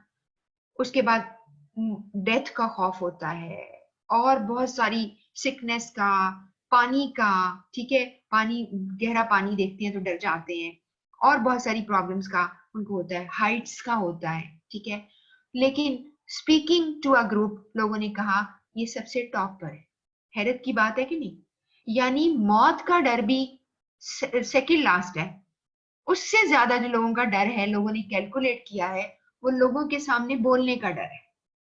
अब ये जो मैं आज आपको बातें बता रही हूँ ना, अगर आप नोटिस करें इस बात को, ठीक है, मैं आपको टॉपिक पढ़ाऊंगी, आपको आसानी से समझ आ जाएगा। ये असल में आप अपनी लाइफ टाइम जो है उसके लिए आप ये बातें समझ लो कि आपने अपने आप को कैसे प्रिपेयर करना है। तो जो लोगों के सामने बात करने का डर है, जिसे आप स्टेज फ्राइट कहते हो, स्टेज फ्राइट, लेकिन उसे एक नाम दिया गया लेफ्ट साइड पे है ग्लोसोफोबिया। ग्लोसोफोबिया है स्पीच एंजाइटी। आपको लोगों के सामने बात करने का डर है, और आप हैरान होंगे ये बात सुनकर, कुछ ऐसे एक्टर्स, जो मैं उर्दू का तो मुझे नहीं इतना अंदाजा इसके ऊपर, लेकिन जब उन्होंने उनको इंटरव्यू किया, तो जो इंग्लिश मूवीज के जो आपको कैरेक्टर्स जो कि हॉलीवुड मूवीज के नजर आते हैं, उनके अंदर, जैसे मैंने मेल गिब्सन का पढ़ा, जूलिया रॉबर्ट का पढ़ा, इनको बहुत ज्यादा ग्लोसोफोबिया, बहुत ज्यादा डर है पब्लिक के सामने बात करने का। नहीं, हालांकि कितनी मूवीज में काम किया, जो लोग मूवीज देखने वाले उनको इन दोनों का बहुत अच्छी तरह पता होगा। तो क्या है, ग्लोसोफोबिया एंजाइटी है ऑफ पब्लिक स्पीकिंग, लोगों के सामने बात करने की। आप कभी करके देखो वाकई आप में है कि नहीं, इसको खत्म करो, तो प्रेजेंटेशन अच्छी कभी नहीं हो सकेगी। नर्वसनेस जो है, जब आप किसी वजह से जो नर्वस हो जाते हो, कहा जाता है कि एड्रेनालिन आपके सिस्टम के अंदर, जिसे काइंड ऑफ कह सकते हैं हार्मोनल सिक्रीशन, आपकी ब्लड में चली जाती है, जिससे आपके दिल की धड़कन तेज हो जाती है, हाथ कांपना शुरू कर देते हैं, टांगे कांपना शुरू करती हैं। अब आप ये कहेंगे हाथ और टांगे क्यों कांपते हैं? आपको पता है क्यों? या होंठ भी, जो आपका बिल्कुल एक्सटर्नल पार्ट होता है ना बॉडी का, जिस पर आपका कम से कम कंट्रोल हो सकता है, जैसे आपकी उंगलियां, आपके हाथों की टिप्स, वो कांपना शुरू कर देती है। ठीक है, बाकी फिर भी कंट्रोल में रहते हैं क्योंकि वो आपकी बॉडी के साथ बंधे हुए हैं। जो चीजें आपके दूर होती जाती हैं वो कांपना शुरू कर देती हैं, तो होंठ कांपना शुरू कर देते हैं। तो ये इसलिए हो जाता है कि एक कैफियत है, और ये यकीन करें दिमागी कैफियत है। थोड़ा सा रिलैक्स करें, पानी लें और अपने आप को सोचें कि no, I am confident, I can do, तो आप इस सारी तकलीफ से जो है बच सकते हैं। ठीक है, ये बात समझ में आ गई? तो ये मैंने आपको बताया कि आपने सारा काम जो है आपकी दिमागी कैफियत है, अपने दिमाग को आपने कंट्रोल करना है, तो कभी भी आपको ये प्रॉब्लम नहीं होगी।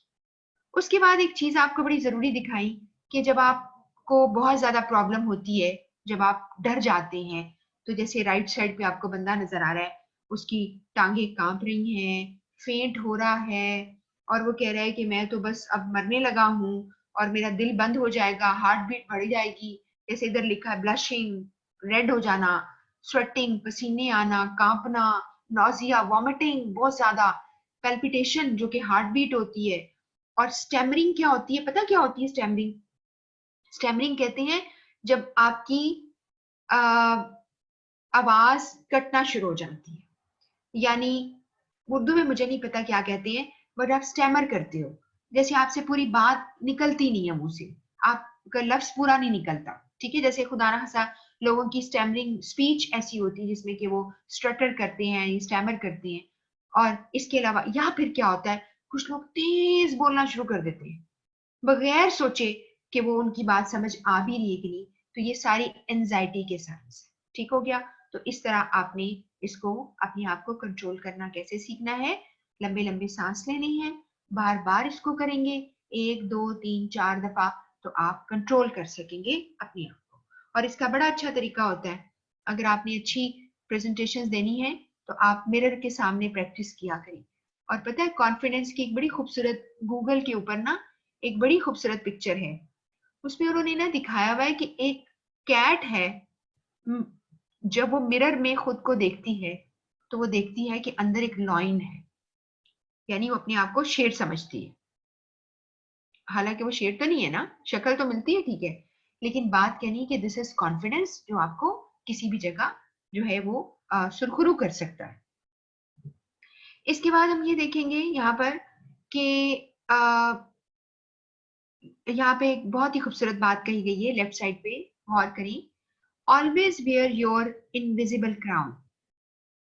इनविजिबल क्राउन का मतलब है एक क्राउन है जो आप समझे मैंने सर पे पहना हुआ है, और लोग मुझे देखकर खुश हो रहे हैं कि किंग आ गया है, ठीक है, या क्वीन आ गई है। ठीक है, जो लोग हैं अपने आप को चलो चार्ल्स समझ लें या किंग समझ लें, और जो लड़कियां हैं वो अपने आप को क्वीन एलिजाबेथ समझ लें। आप कहें नहीं नहीं हमने नहीं समझना, हम इतने बूढ़े नहीं हो सकते। ठीक है, तो आप कोई भी अच्छा सा कोई और सोच लें, तो आप किंग या क्वीन की शक्ल में लोगों को फेस कर रहे हैं, लोग आपसे खुश हो रहे हैं।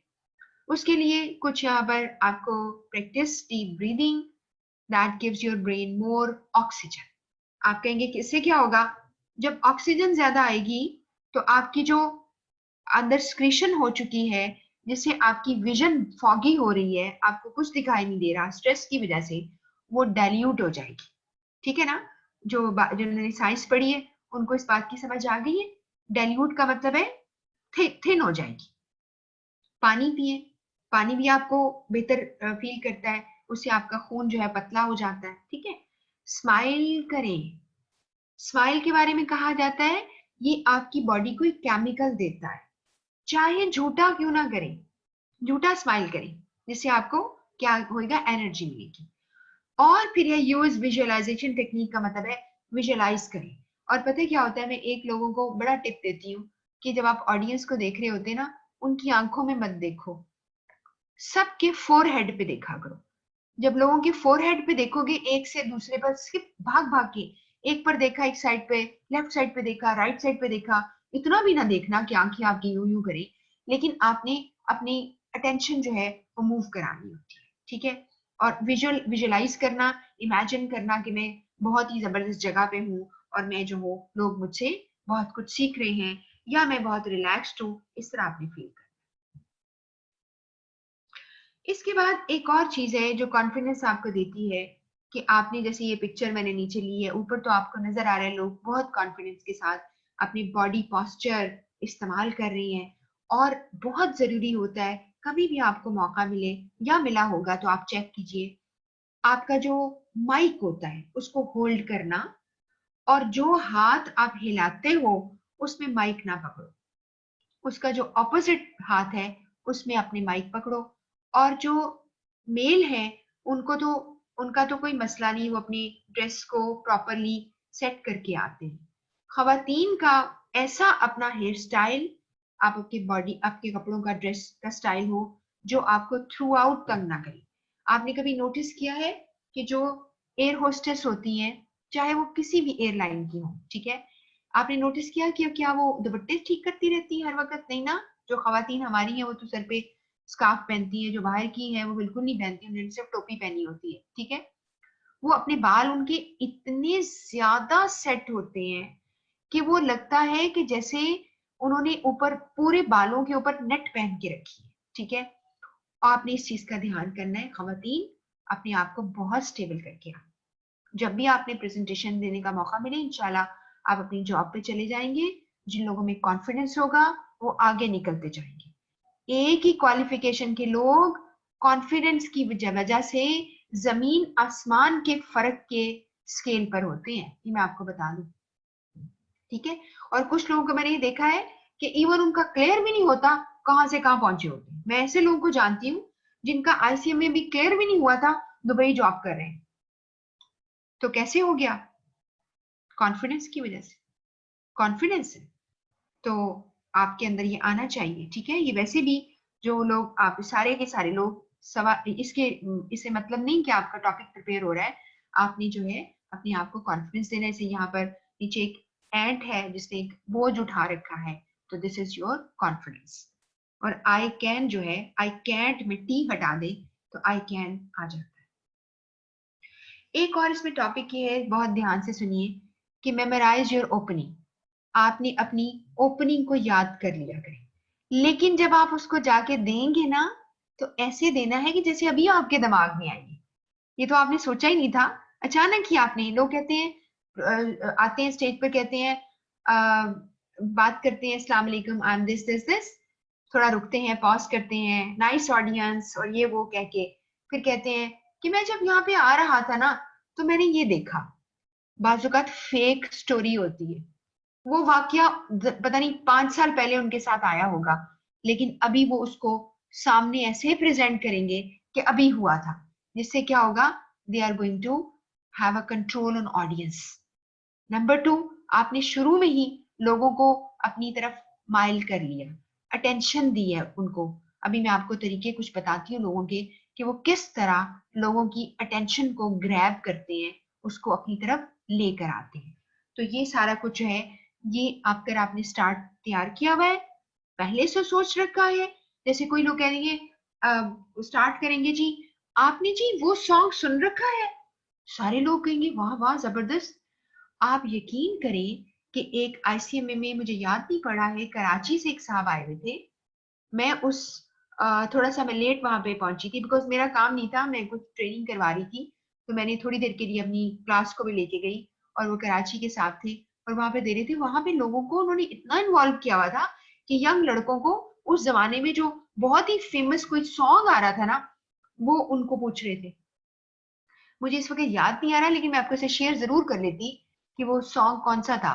उस वक्त था कोई, जैसे होती है ना मूवीज के अंदर सॉन्ग्स होते हैं, जैसे आइटम सॉन्ग्स। यस, ये तो मुझे पहले पता ही नहीं था आइटम सॉन्ग्स क्या होते हैं, भी मैंने किसी स्टूडेंट से पूछा। एक ट्रिप पे हम गए तो उसने कहा जी आइटम सॉन्ग्स की आप ले आइए, क्या होती है जो टेप। तो मैंने उससे पूछा कि बच्चा मुझे प्लीज बता दो, मैंने बहुत से लोगों से सुना है, ये आइटम सॉन्ग क्या होता है? तो वो हम मुस्कुरा कर मुझे बताता है कि मिस ये होते हैं आइटम सॉन्ग। अब मेरा ख्याल है आप सबको पता होगा आइटम सॉन्ग क्या होते हैं, मुझे क्या बताने की जरूरत है। तो वो आइटम सॉन्ग कोई था, तो वो बकायदा, वो काफी, ये नहीं था कि वो यंग थे, अच्छी खासी एज के पर्सन थे, मेच्योर थे, मगर उन्होंने लोगों को सबको अपने पीछे लगाया हुआ था, उनको इस तरह की बातें करके। उसमें फायदा पता क्या होता है, जब ऑडियंस को आप अपनी तरफ खींच लेते हैं ना, फिर उसके बाद पता क्या करते हैं, फिर जो समझाते हो समझ जाता है, जो पढ़ाते हो पढ़ लेता है, ठीक है, क्योंकि वो आपके साथ क्या होता है, ट्यून इन हुआ आता है, आपकी और उनकी वेवलेंथ मैच कर जाती है, आपकी केमिस्ट्री जो है उनके साथ मैच कर जाती है, ठीक है। तो आपने ये काम जरूर करना है, चाहे आप अपने ऑफिस के अंदर थोड़े से लोगों को कोई प्रेजेंटेशन देते हो, ज्यादा लोगों को बुलाकर करते हो, या आपने कोई प्रेजेंटेशन का टॉपिक है आपको मिलेगा, जो कि आपको मिलेगा लेकिन वो एंड में मिलेगा, आईसीएमए का जो सीमा का जो सीएमए का जो लास्ट होगा ना आपका, उसमें आपने करना है, बीएमएल शायद है, इसमें आपने प्रेजेंटेशंस देनी है, तो कॉन्फिडेंस के साथ आपने बनानी है। जैसे मैं अभी देखो आपके सामने जो बनाई है, मैंने आपको स्लाइड्स ही दिखा रही हूँ ना, स्लाइड्स पे सिखा रही हूँ ना, इसी तरह आपने स्लाइड्स बनानी है, बहुत ज्यादा नहीं बनानी होती, सारा कुछ आपको याद होना चाहिए कि हर स्लाइड पे क्या है, ठीक है, पूरा पूरा मटेरियल उठा के नहीं कॉपी करना, इससे आपका इंप्रेशन अच्छा नहीं पड़ेगा। इसके बाद है जी, हाँ, अब ये है यहाँ पर एक इंपॉर्टेंट बात, लेफ्ट साइड पे लिखा है, I use to be a nervous speaker simply because my mind was focused on me. यहाँ पर जब मैं ही सब कुछ हूं, मुझे अपनी हर चीज के ऊपर है, मैं कैसा दिखाई दे रहा हूँ, मेरा ये तो नहीं मसला लग रहा, मैं कैसा हूं, अगर ये सोचते रहेंगे ना तो आप नर्वस ही रहेंगे। फॉरगेट अबाउट दैट, आप एक दफा तैयार हो गए हैं, बस कॉन्फिडेंस के साथ चलें। और लेफ्ट राइट साइड पे लिखा है, stop thinking about yourself, remember the audience is there to get some information, it is your job to put it across to them. तुम्हारा काम है उनको इंफॉर्मेशन देना, ना कि वो सिर्फ इसी काम के लिए। अभी आप पीछे कहेंगे स्लाइड में आपने कहा it's all about your appearance, बिल्कुल सही कह रहे हो, अपीयरेंस होनी चाहिए, लेकिन उसके बाद कॉन्फिडेंस ले लो ना। अब तुमने सोचा कि नहीं, मैंने आज सोचा था कि मैंने कलर जो है आज शर्ट का डार्क ब्लू पहन लिया, अब पहन ही लिया है, आ भी गए हो, और पता चल रहा है नहीं नहीं लोगों ने ज्यादा तो लाइट ब्लू पहना है, ठीक है, ज्यादा, जैसे आपको पता है जो बॉयज के लिए light blue colour is like universal colour है शर्ट का, दुनिया भर में सबसे ज्यादा जो शर्ट्स जो है बिकती हैं उनमें एक लाइट ब्लू कलर है, व्हाइट भी है। व्हाइट बहुत व्हाइट नहीं होना चाहिए, जिस तरह के यूनिफॉर्म होता है बच्चों का। तो जब आपने पहन लिया है तो आप कॉन्फिडेंट हो जाओ, ठीक है, तो उसके ऊपर बात करो। उसके बाद है कि यहाँ पर एक आपको बिहेवियर साइंटिस्ट जो है उनके बारे में बताऊं, उसने कहा है there are some basic psychological facts that you should know about how people react to presentations. ये चीज जरा आप करें, उसके लिए ये है, people read one another in an instant, एक सेकंड में लोग अब एक दूसरे को देख लेते हैं, इसलिए फर्स्ट इंप्रेशन बना लो, बस जब एक फर्स्ट इंप्रेशन बन जाएगा उसके बाद चलते रहने दो, ठीक है। कुछ लोग कहेंगे नहीं नहीं इसका ड्रेस तो इतना ठीक नहीं है, बट द पर्सन इज बला का कॉन्फिडेंट, आप कहेंगे तो बहुत जबरदस्त है, बड़ा अच्छा है, तो आपने फौरन ही लोगों को कर लिया। लेकिन लोग जो है थोड़ा सा, जिन जगहों पे बहुत ही क्लास के, आप कह रही क्लास आती है, बहुत ही इलीट क्लास आप कह लेंगे है, लोग फौरन ब्रांड देख लेते हैं, लोग फौरन देख लेते हैं कि तुम्हारे पास फोन कौन सा रखा है तुमने, ठीक है, तुमने एनक कौन सी पहन रखी है, तुम्हारे हाथ में वॉलेट कैसा है, लड़कियों का पर्स कैसा है, उनका जूता कैसा है, ये सारे मसाइल हैं, ये दुनिया के मसाइल हैं, इसको मैं नहीं बदल सकती, ठीक है, ये मैं नहीं बदल सकती, तो इसलिए ख्याल करें। अब बच्चे स्पेशली लड़कियां जो है कभी इंटरव्यू के लिए जब आ जाती हैं, तो वो अगर मेरे से, जब मैं इनकी इंटरव्यू ट्रेनिंग करा देती हूँ, फिर वो मुझे पूछती है कि मैं क्या पहनूं, तो मैंने कहती हूँ क्वालिटी की चीजें पहन के जाओ, ठीक है, तुम्हारे पास कम चीजें हो लेकिन क्वालिटी की, बहुत ज्यादा इकट्ठी ना करो जिसमें कि क्या हो, आपका कोई वो ना आए, एक एक अपेयरेंस ऐसी ना आए, ग्रैंड अपेयरेंस जिसे कहते हैं। तो और जो मेल होते हैं उनको अपने बालों का ट्रिम करने का, हाथों का, अभी मुझे कुछ दिन हुए हैं, मैं बहुत ही परेशान हो जाती हूँ जब मैं देखती हूँ ऐसे लोगों को। एक पर्सन आया हुआ था तो उसने कुछ चीजें डिलीवर हमें करनी थी हमारे इंस्टीट्यूट के अंदर, अब वो बाहर से आया था, किसी वेंडर ने उसको भेजा था, हम क्या करें, मैं तो, मेरा काम तो नहीं है उसको ठीक करना, ठीक है, जहां से वो आया उसके बॉस को उसको ठीक करना चाहिए था। जब वो उसने की पैड के ऊपर वो कुछ बता रहा था कि जिस तरह आपने इस प्रोग्राम को चलाना है, बिलीव करें उसके नेल्स जो थे ना, मेल आदमी के नेल इतने थे लंबे, और मुझे देखकर इतना इतना आपको बता नहीं सकती, इतना वियर्ड था वो कि मैं उसको क्या कहती। मैंने कहा ठीक है जी मुझे समझ आ गई है, ठीक है मैं करके देखती हूँ।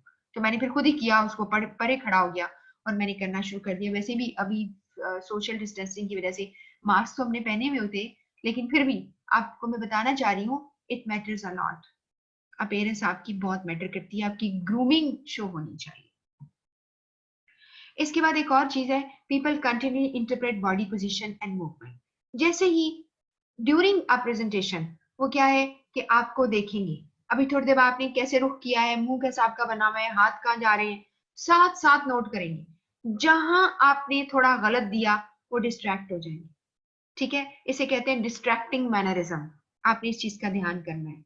तो यहाँ पर how you talk and stand, your facial expression, your eye contact communicate करता है, ऑल मेक द डिफरेंस। सारी बातें आप एक ही तरफ देखे जा रहे हैं, दूसरी तरफ देख ही नहीं रहे, ये बहुत मैटर करता है, ठीक है। तो आपने सारी ऑडियंस को लेके चलना है। उसके बाद है जी, people also imitate others disposition and emotions.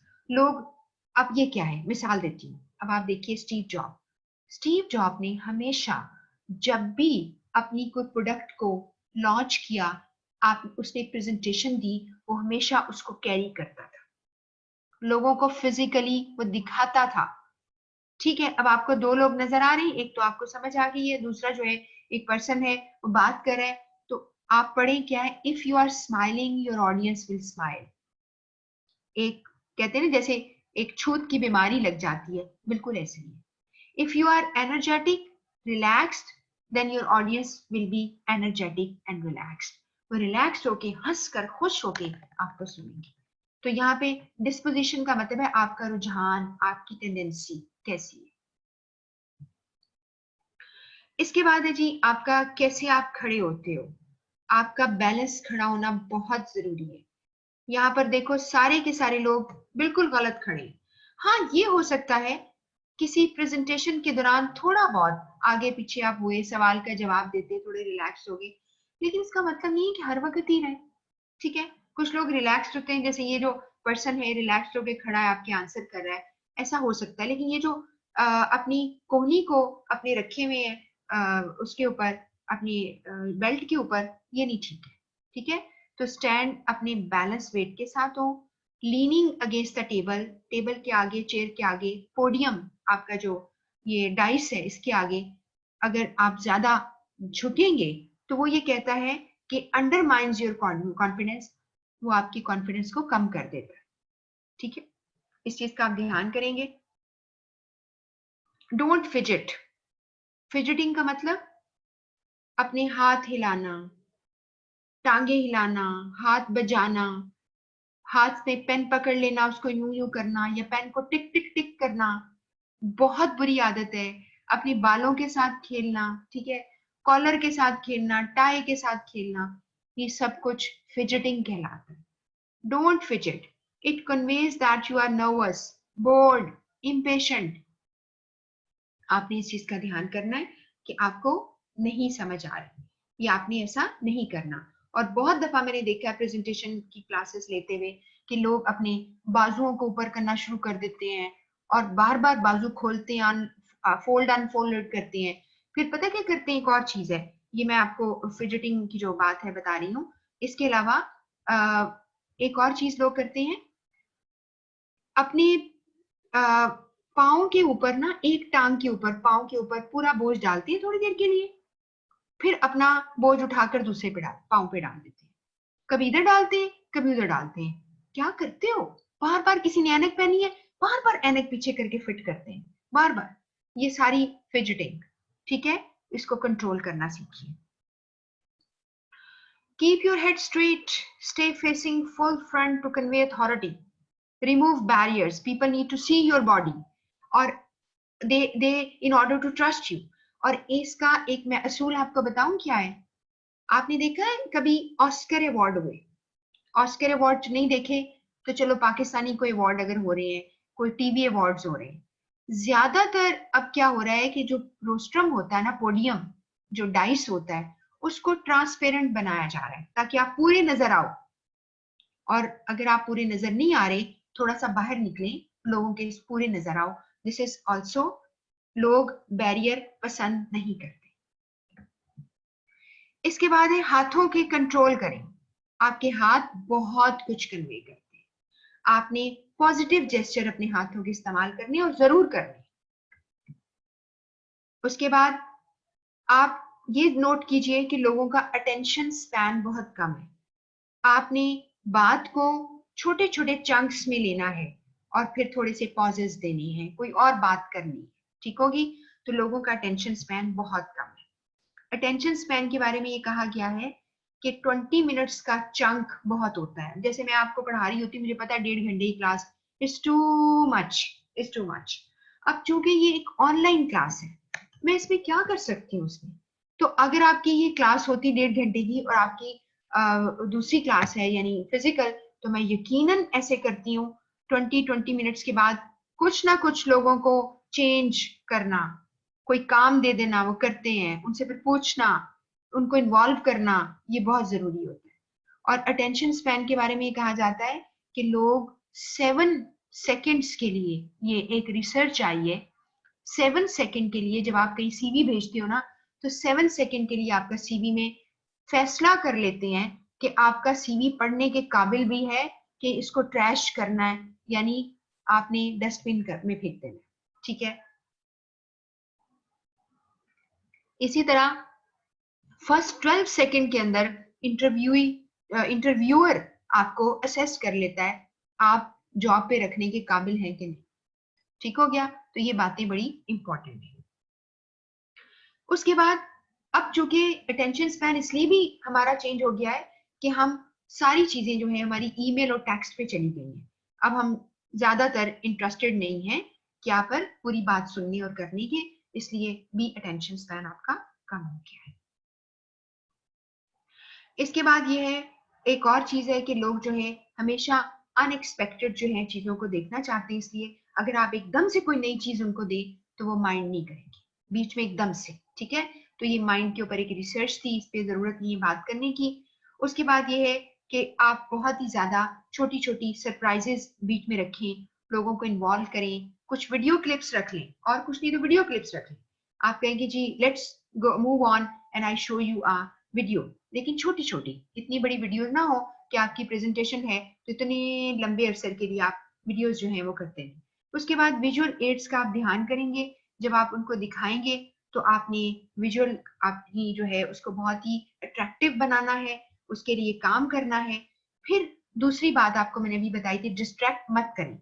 उसमें ये रिसर्च ने साबित किया कि लोग हमेशा, senses are always competing with each other, it is difficult for people to both listen और रीड, क्योंकि समझ नहीं आ रहा था दिमाग वो आपको सुने या रीड करे। मिसाल के तौर पर जैसे मैंने अभी आपसे कहा था, आपने ग्राफ दिखाया, आप उसको सिखा रहे हैं, साथ ही डिस्ट्रीब्यूट कर दें उसका हैंड आउट, तो लोग कंफ्यूज हो जाएंगे। आपको आपकी स्लाइड देखें या उसी चीज को आपकी फोटोकॉपी में पढ़ें, तो आप ऐसा काम नहीं करेंगे, ठीक है?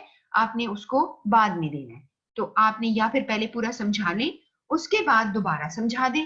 आप अब कहेंगे जी अब अपने आप हाथ में देखिए, आपको मिल गया है, इससे पढ़ते हैं, ये बात है। इसके बाद बहुत सारे वर्ड्स आपने स्लाइड पे नहीं रखने।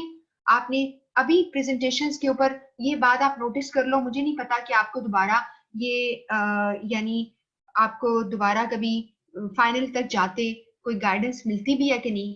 तो आप एक चीज को याद रखिएगा कि लोग, एक टॉपिक आता है, जैसे टॉपिक आया जी पाकिस्तान की इकोनॉमी आखिरी 10 सालों में क्या थी, ये अक्सर टॉपिक आता है आपका ICMA का।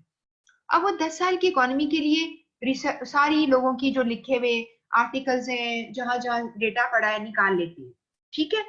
अब क्या करते हैं, पूरा पूरा डेटा उठाकर स्लाइड पे ऐसे डालते हैं जैसे कि, जैसे आपको ये लिखा हुआ नजर आ रहा है ना, नीचे आपको एक वो पेज नजर आ रहा है, इसमें सारा कुछ लिखा है, मैं कैसे पढ़ूं ये सारा कुछ? तो ये बहुत ज्यादा होता है। तो आपने एक स्लाइड पे बहुत ज्यादा टेक्स्ट नहीं डालना, उसके लिए आपकी एक बुक, आपको जो रिकमेंडेड बुक है उसमें ये बात लिखी हुई है, उसने कहा है कि आपकी हर स्लाइड में 25 से 35 लफ्ज होने चाहिए।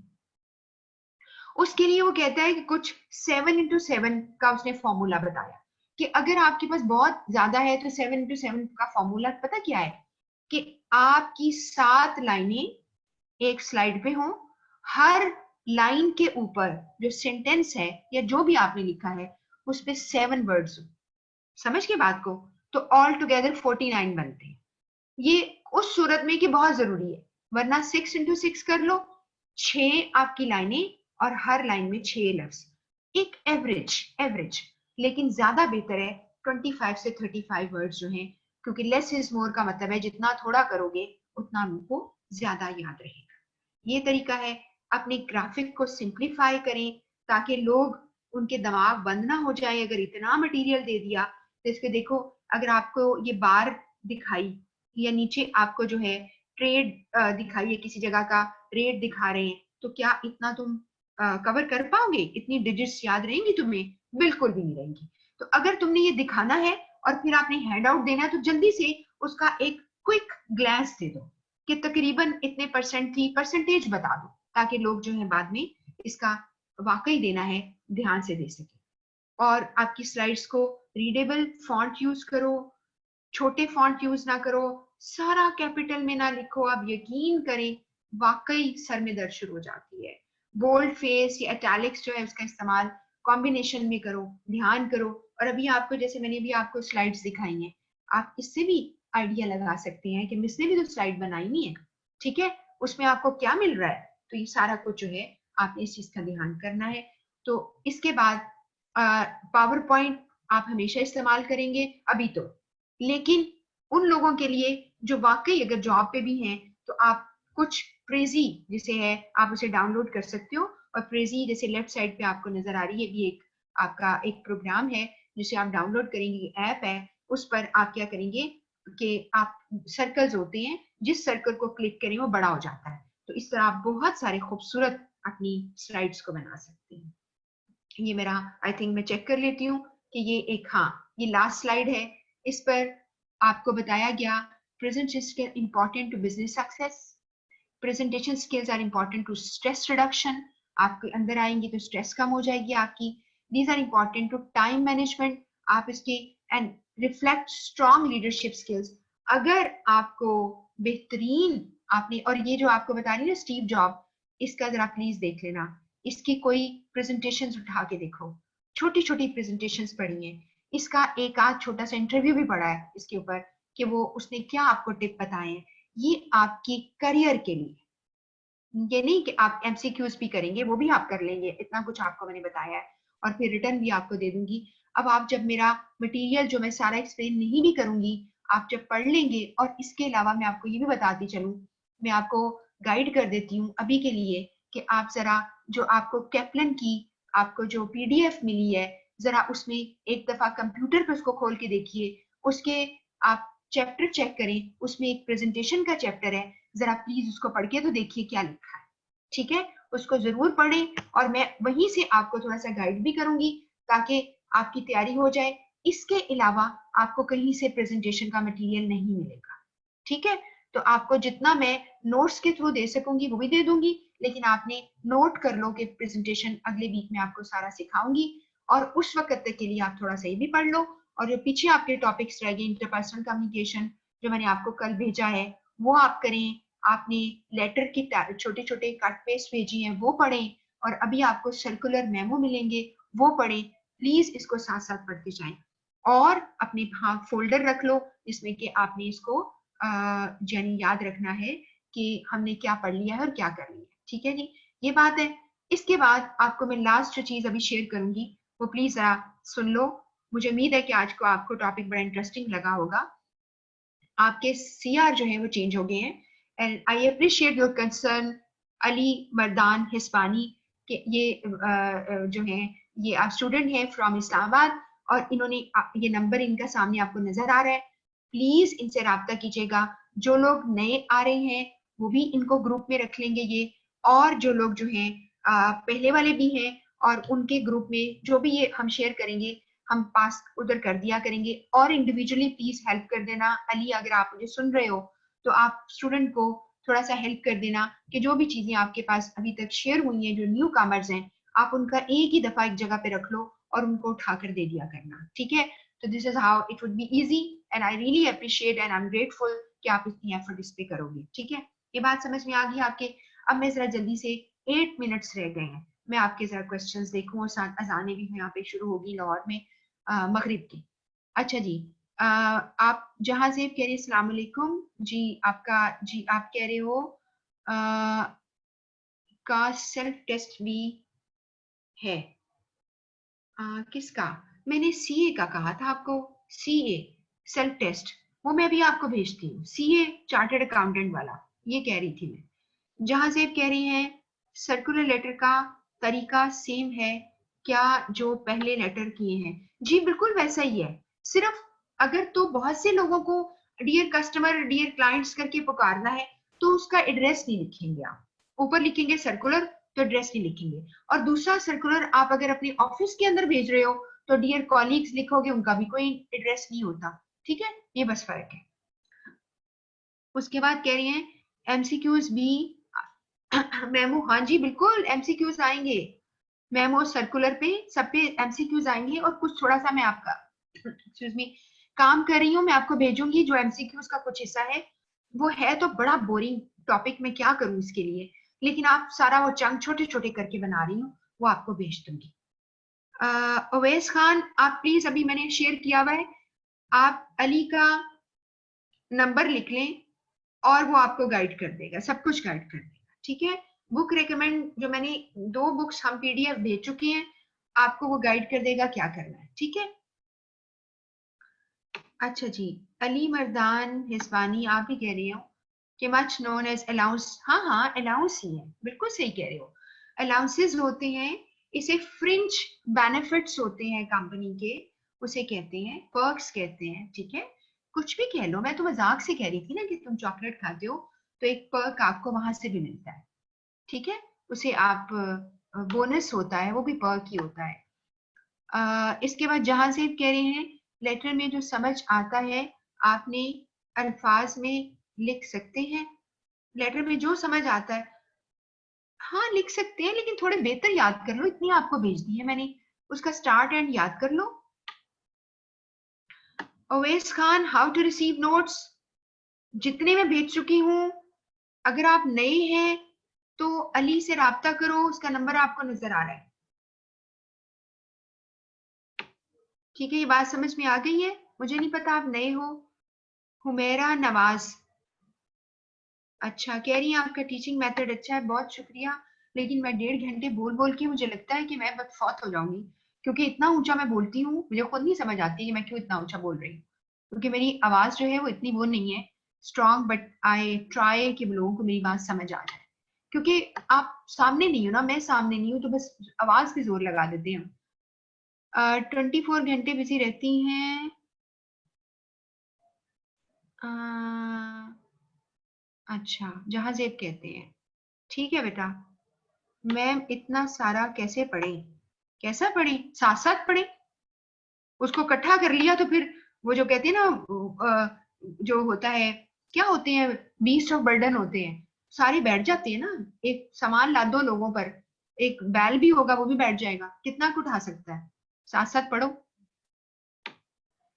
आज का लेक्चर आपको बहुत वाकई अच्छा लगा होगा, क्योंकि हम जरा टॉपिक से हटकर बात कर रहे थे और आपको ध्यान से समझ भी आ गई होगी। बुशरा मुख्तार, मुझे नहीं समझ आ रही आप किस लिए सॉरी बोल रही हैं। राना मोइज राजपूत, अच्छा जी आप दुआएं दे रही हैं, बहुत शुक्रिया। अच्छा जी, दिस इज इट, हमारी नमाज निकली जा रही है मगरिब की, इंशाल्लाह आपसे मंडे को मुलाकात होगी। अभी आपको जो नोट्स हैं नमाज के बाद हम भेजेंगे और वो आप पढ़ लेना, और बाकी चीजें जिन्होंने लड़कियां अभी नई एंटर हो रही हैं जीआर को राब्ता करेंगी, अगर जीआर से नहीं राब्ता तो मेरा नंबर भी नीचे नजर आ रहा है, लेकिन सीआर को बॉयज जो है राब्ता करेंगे। And thank you very much Ali, आपने ये रिस्पॉन्सिबिलिटी ली और फिर लोगों को ये चीजें भेज दें, और जो नोट्स डायरेक्टली मैं नए भेजूंगी वो तो मैं सारे ग्रुप से भेज दिया करूँ, ठीक है जी? मंडे को मिलेंगे, अल्लाह हाफिज।